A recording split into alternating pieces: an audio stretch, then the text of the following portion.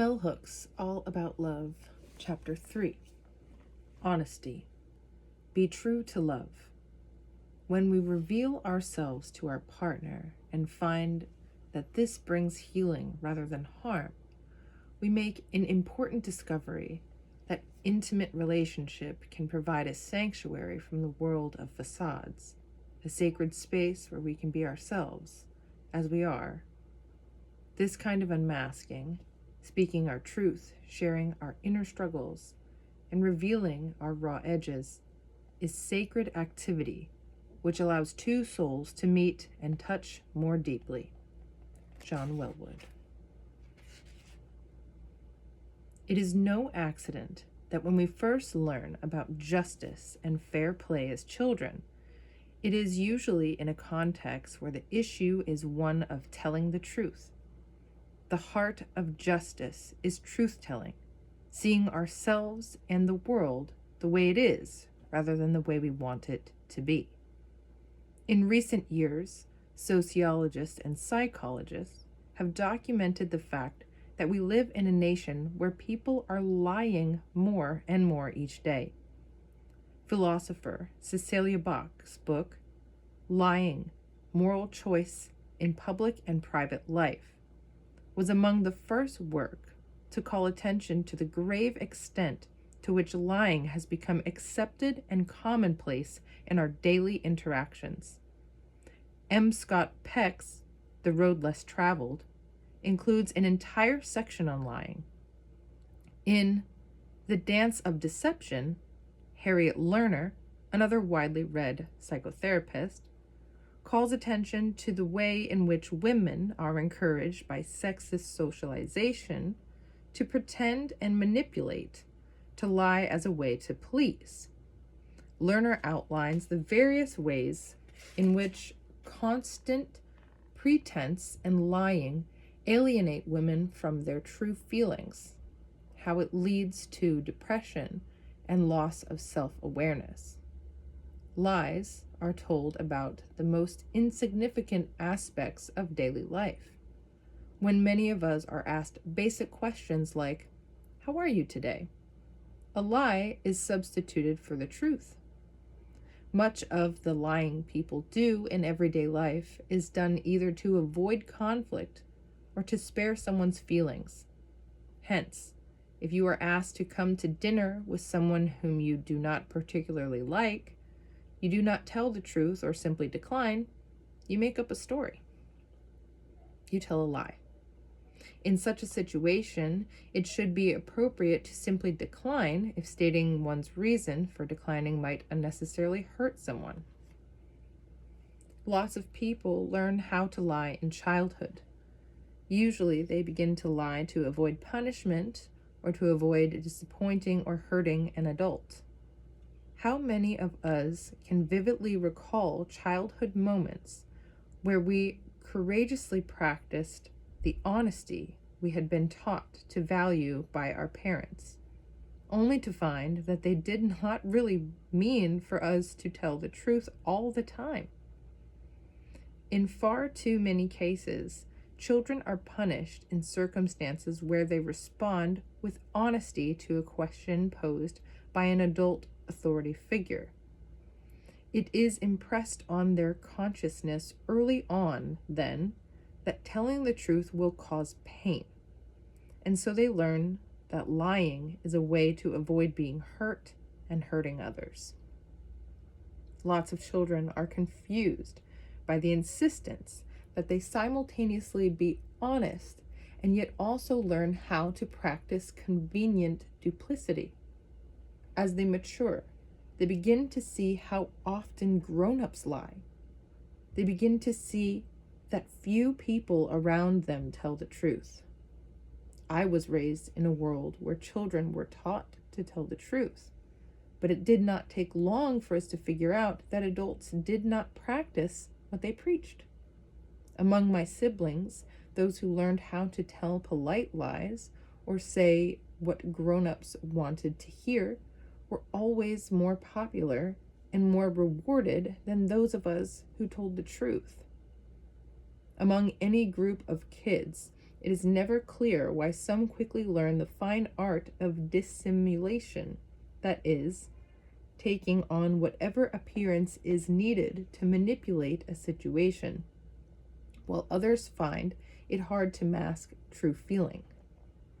Since pretense is such an expected aspect of childhood play, it is perfect context for mastering the art of dissimulation. Concealing the truth is often a fun part of childhood play. Yet, when it becomes a common practice, it is dangerous prelude to lying all the time. Sometimes children are fascinated by lying because they see the power it gives them over adults. Imagine, a little girl goes to school and tells her teacher she is adopted, knowing all the while that it is not true. She revels in the attention received. Both the sympathy She revels in the attention received, both the sympathy and the understanding offered, as well as the frustration, the anger of her parents when the teacher calls to talk about this newly discovered information. A friend of mine who lies a lot tells me she loves fooling people and making them act on knowledge that only she knows is untrue. She is 10 years old. When I was her age, I was frightened by lies. They confused me, and they created confusion. Other kids poked fun at me because I was not good at lying. In the one truly violent episode between my mother and father, he accused her of lying to him. Then there was the night an older sister lied and said she was babysitting when she was actually out on a date. As he hit her, our father kept yelling, "Don't you lie to me," while the violence of his response created in us a terror of the consequences of lying. It did not alter the reality that we knew he did not always tell the truth. His favorite way of lying was withholding. His motto was, "Just remain silent when asked questions. Then you will not get caught in a lie." The men I have loved have always lied to avoid confrontation or take responsibility for inappropriate behavior. In Dorothy Dinnerstein's groundbreaking book, The Mermaid and the Minotaur: Sexual Arrangements and Human Malaise, she shares the insight that when a little boy learns that his powerful mother, who controls his life, really has no power within a patriarchy, it confuses him and causes rage. Lying becomes one of the strategic ways he can act out and render his mother powerless. Lying enables him to manipulate the mother even as he exposes her lack of power. This makes him feel more powerful. Males learn to lie as a way of obtaining power, and females not only do the same, but they also lie to pretend powerlessness. In her work, Harriet Lerner talks about the way in which patriarchy upholds deception, encouraging women to present a false self to men and vice versa. In Dory Hollander's 101 Lies Men Tell Women, she confirms that while both women and men lie, her data and the findings of other researchers indicate that men tend to lie more and with more devastating consequences. For many young males, the earliest experience of power over others comes from the thrill of lying to more powerful adults and getting away with it. Lots of men shared with me that it was difficult for them to tell the truth if they saw that it would hurt a loved one. Significantly, the lying many boys learn to do to avoid hurting mom or whomever becomes so habitual that it becomes hard for them to distinguish a lie from the truth. This behavior carries over into adulthood. Often men who would never think of lying in a workplace lie constantly in intimate relationships. This seems to be especially the case for heterosexual men who see women as gullible. Many men confess that they lie because they can get away with it. Their lies are forgiven.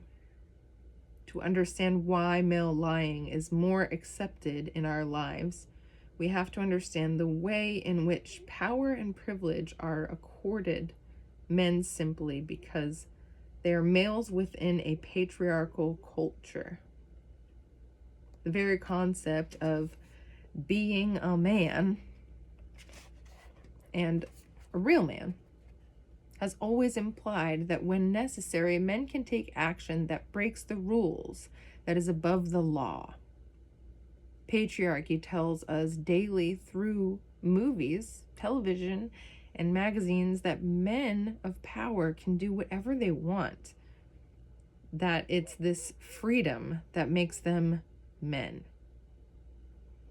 The message given males is that to be honest is to be soft. The ability to be dishonest and indifferent to the consequences makes a male hard, separates the men from the boys. John Stoltenberg's book, The End of Manhood, a book for men of conscience, analyzes the extent to which the masculine identity offered men as the ideal in patriarchal culture is one that requires all males to invent and invest in a false self. From the moment little boys are taught they should not cry to express hurt, feelings of loneliness, or pain, that they must be tough, they are learning how to mask true feelings. In worst case scenarios, they are learning how to not feel anything ever. These lessons are unusually taught to males, unusually in my opinion. They are usually taught to males by other males and sexist mothers. Even boys raised in the most progressive, loving households where parents encourage them to express emotions learn in a different understanding about masculinity and feelings on the playground, in the classroom, playing sports, or watching television. They may end up choosing patriarchal masculinity to be accepted by other boys and affirmed by male authority figures. In his important work, Rediscovering Masculinity, Victor Seidler stresses, when we learn to use language as boys, we very quickly learn how to conceal ourselves through language. We learn to master language so that we can control the world around us. Even though we learn to blame others for our unhappiness and misery in relationships, we also know, at some unspoken level, how our masculinity has been limited and injured as we touch the hurt and pain of realizing how little we seem to feel about anything. Estrangement from feelings makes it easier for men to lie because they are often in a trance state, utilizing survival strategies of asserting manhood that they learned as boys. This inability to connect with others carries with it an inability to assume responsibility for causing pain. This denial is most evident in cases where men seek to justify extreme violence toward those less powerful, usually women, by suggesting they are the ones who are really victimized by females. Regardless of the intensity of the male masquerade, Inwardly, many men see themselves as the victims of lovelessness. Like everyone, they learned as children to believe that love would be present in their lives. Although so many boys are taught to behave as though love does not matter, in their hearts they yearn for it. That yearning does not go away simply because they become men. Lying, as one form of acting out, is a way they articulate ongoing rage at the failure of love's promise. To embrace patriarchy, they must actively surrender the longing to love. Patriarchal masculinity requires of boys and men not only that they see themselves as more powerful and superior to women, but that they do whatever it takes to maintain their controlling position. This is one of the reasons men, more so than women, use lying as a means of gaining power in relationships. A commonly accepted assumption in a patriarchal culture is that love can be present in a situation where one group of individuals dominates another. Many people believe men can dominate women and children, yet still be loving.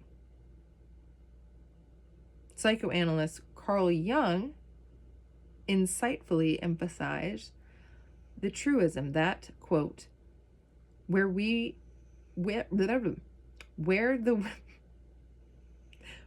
will to power is paramount, love will be lacking, end quote. Talk to any group of women about their relationships with men, no matter their race or class, and you will hear stories about the will to power, about the way men use lying, and that includes withholding information as a way to control and subordinate. It is no accident that greater cultural acceptance of lying in this society coincided with women gaining greater social equality. Early on in the feminist movement, women insisted that men had the upper hand because they usually controlled the finances.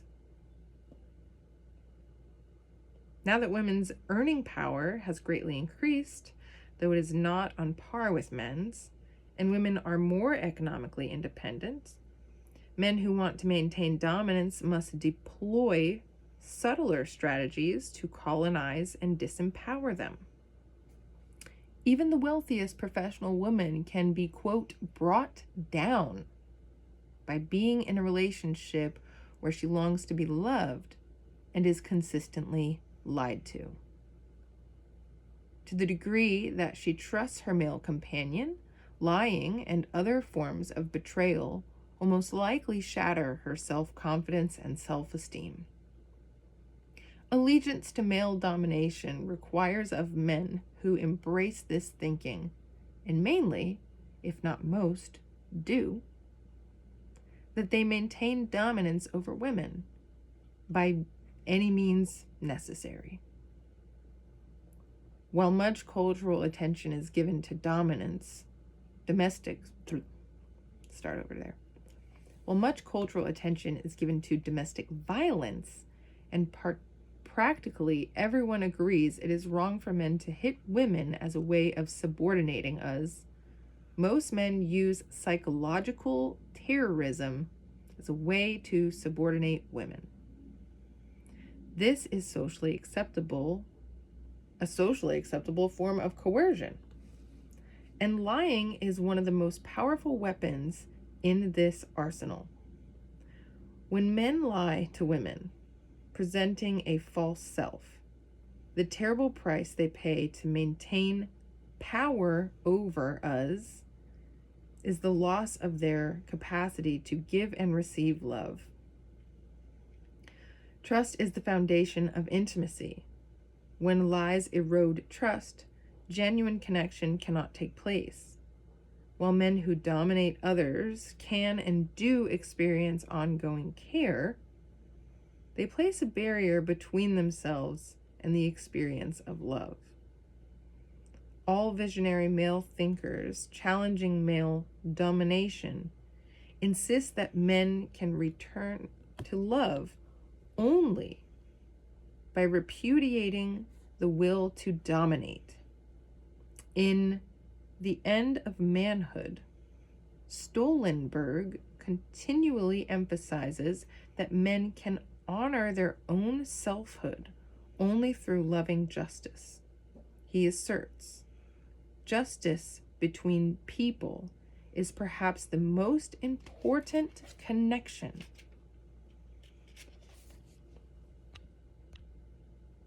that people can have.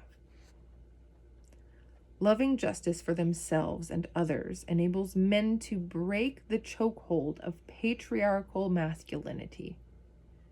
In the chapter titled, How We Can Have Better Relationships with the Women in Our Lives, Stoltenberg writes, loving justice between a man and woman does not stand a chance when other men's manhood matters more. When a man has decided to love manhood more than justice, there are predictable consequences in all his relationships with women. Learning to live as a man of conscience means deciding that your loyalty to the people whom you love is always more important than whatever lingering loyalty you may sometimes feel for other men's judgment of your manhood. When men and women are loyal to ourselves and others, when we love justice, we understand fully the myriad ways in which lying diminishes and erodes the possibility of meaningful, caring connection, that it stands in the way of love.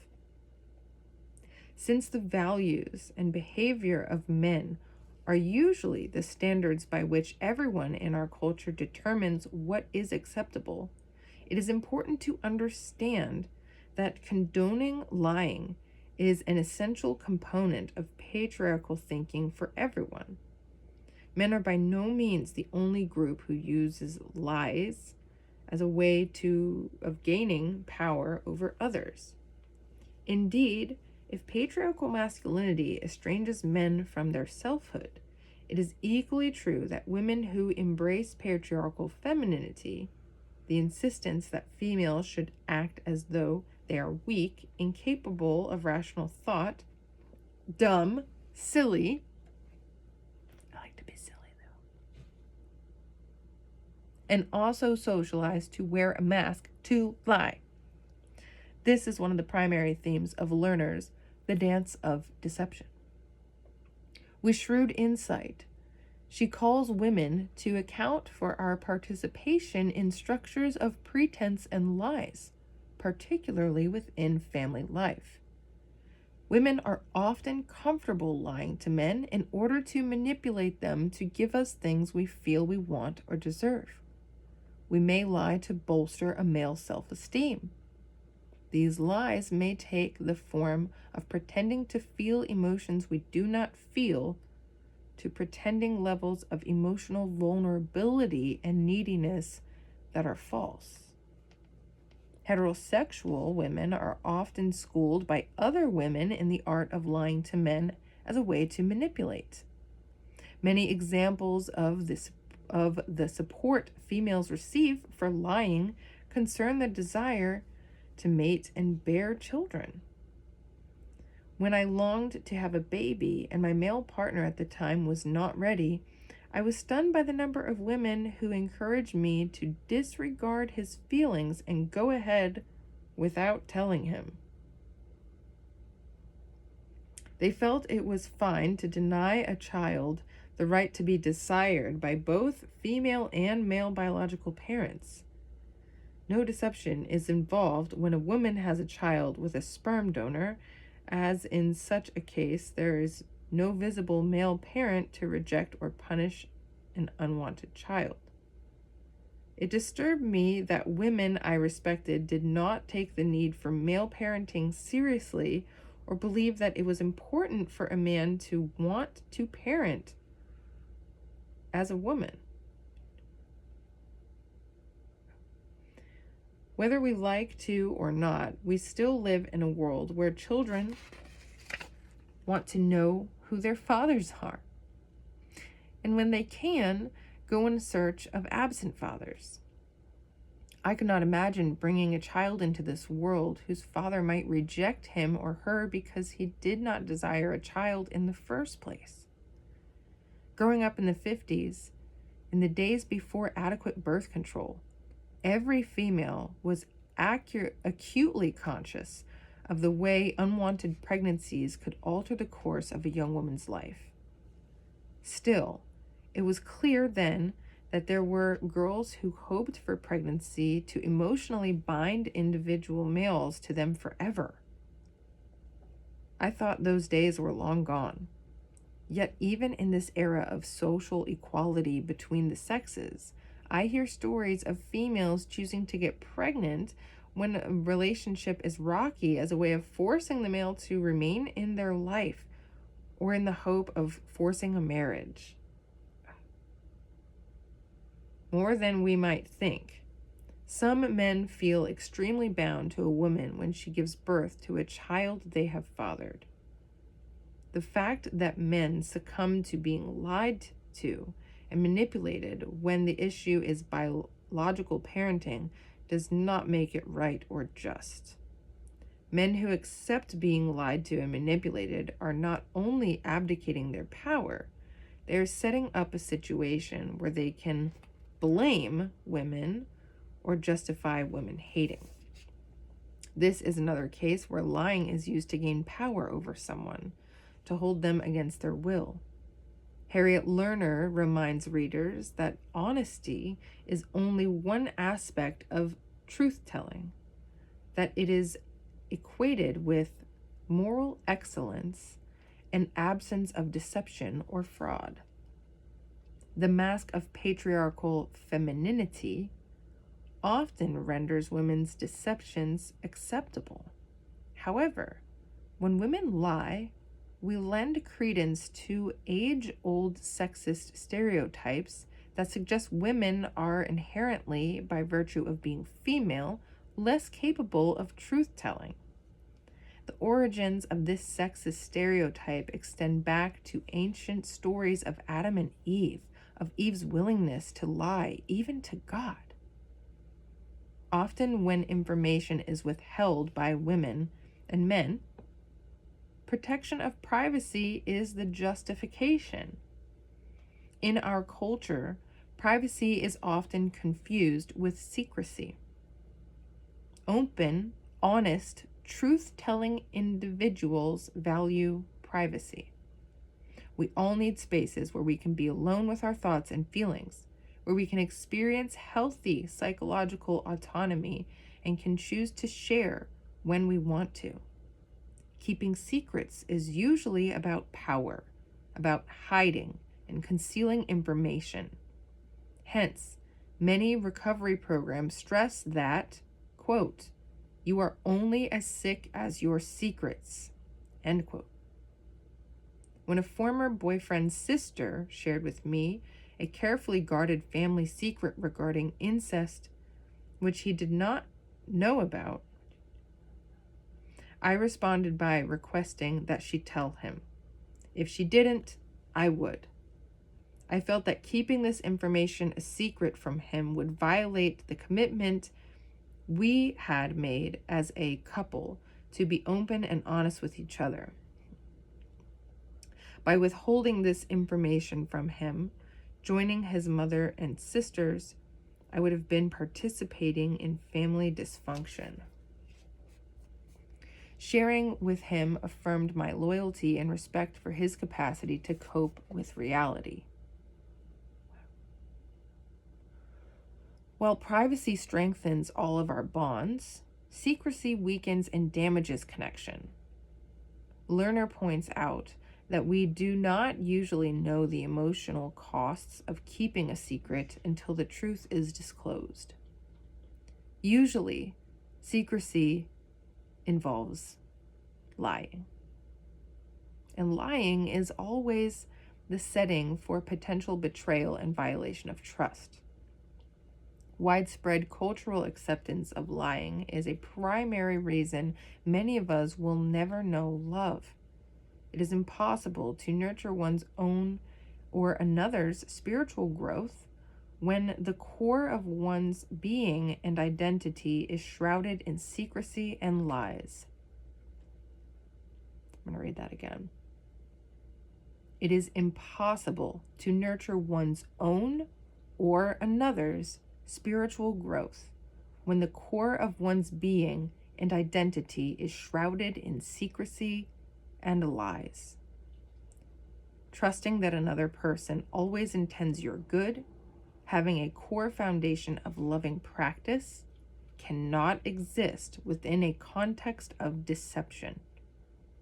It is this truism that makes all acts of judicious withholding major moral dilemmas.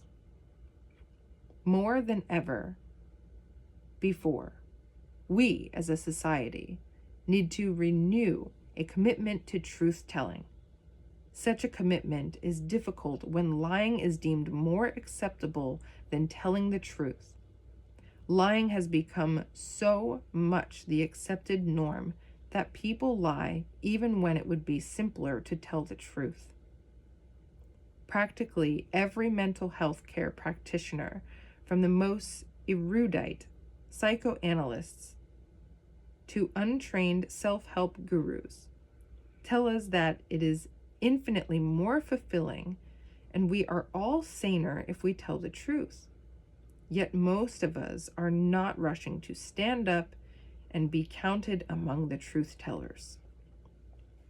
Indeed, as someone committed to being honest in daily life, I experience a constant drag of being seen as a freak for telling the truth, even when I speak truthfully about simple matters.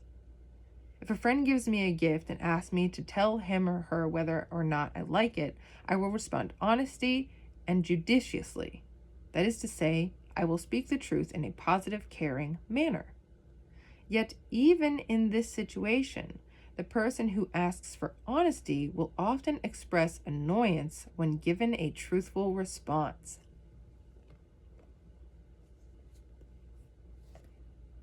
In today's world, we are taught to fear the truth, to believe it will always hurt. We are encouraged to see honest people as naive, as potential losers. Bombarded with cultural propaganda, ready to instill in all of us the notion that lies are more important, that truth does not matter, we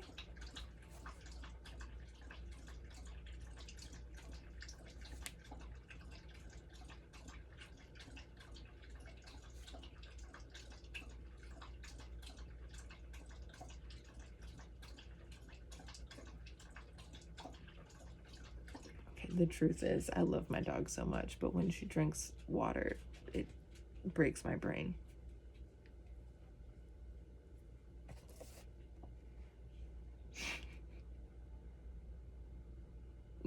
Here we go.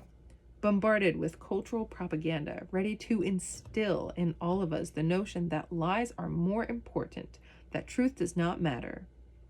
We're all potential victims. Consumer culture, in particular, encourages lies. Advertising is one of the cultural mediums that has most sanctioned lying. Keeping people in constant state of lack, in perpetual desire, strengthens the marketplace economy. Lovelessness is a boon to consumerism, and lies strengthen the world of predatory advertising. Our passive acceptance of lies in public life, particularly via the mass media, upholds and perpetuates lying in our private lives. In our public life, There would be nothing for tabloid journalism to expose if we lived our lives out in the open, committed to truth-telling.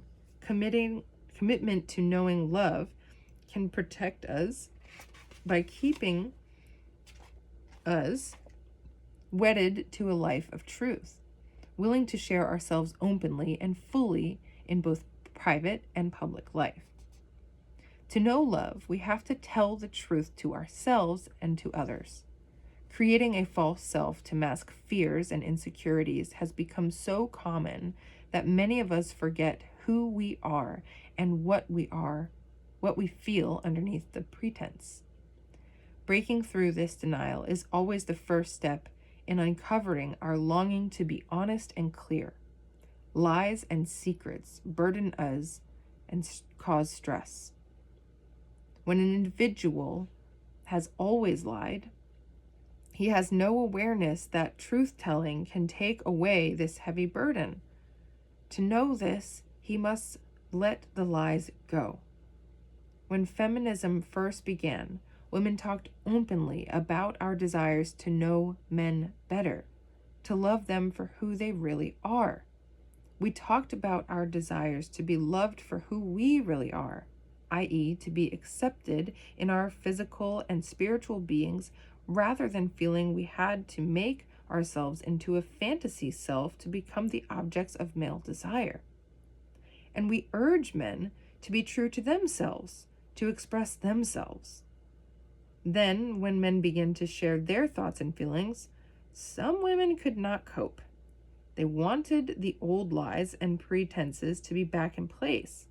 In the 70s, a popular Sylvia greeting card showed a woman seated in front of a fortune teller gazing into a crystal ball. The caption on the front of the card read, "He never talks about his feelings." On the inside, the response was, "Next year at 2 p.m., men will start talking about their feelings. And at 2:05, women all over America will be sorry."